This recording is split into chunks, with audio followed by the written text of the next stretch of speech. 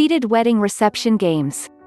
Nothing is worse than having a wedding reception filled with seated guests who look tired and maybe a little bit bored.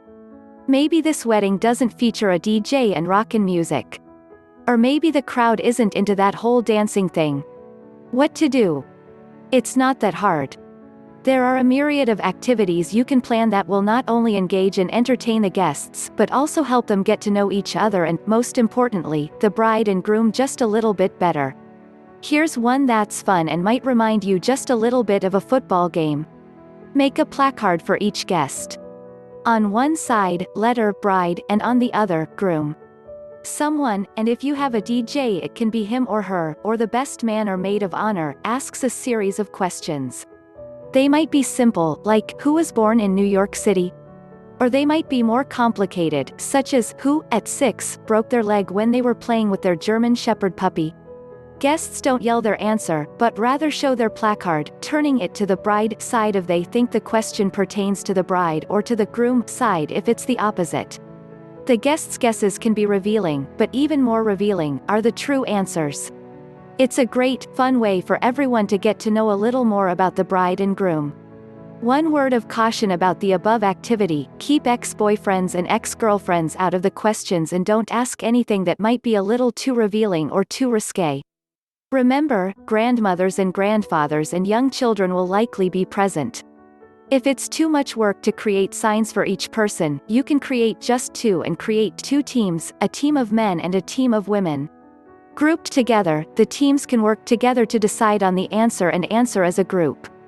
This men versus women concept is always popular and sure to be fun for everyone. One silly game that's always a hit really puts the groom in the spotlight. How well does he know the feel and touch of his new wife? In this game, everyone finds out. You can do this several ways. You can enlist just the wedding party in this game, or as many of the wedding guests that want to participate. Line each participant up and blindfold the groom. Put the bride somewhere in the mix, and send the groom on a hunt for his bride. The participants can either shake the groom's hand or give him a kiss on the cheek. In some versions, he might feel their hair or their leg. The details are up to you. Depending on how far you want to take this game, you can add a fun element to it that is sometimes popular. You have the groom feel the leg of each participant. The best man, or other male member of the wedding party, rolls up his pant leg, puts on a garter and has the groom feel that. The groom has to kiss whoever he thinks is his bride, while still blindfolded. Often, he ends up kissing a man. For an activity that allows the guests to be audience members instead of participants, consider the game of Feed Me.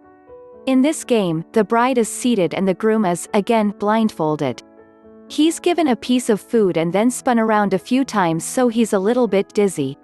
Guided only by the helpful words of his new bride, he has to find her and get the piece of food into her mouth.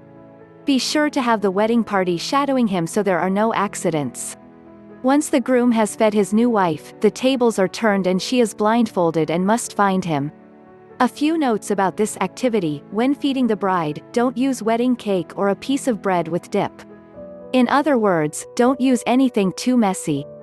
If the groom has a hard time finding her mouth, he might likely smear the food on the bride's face, and that is something that won't make a bride, prettily made up just hours before, too happy.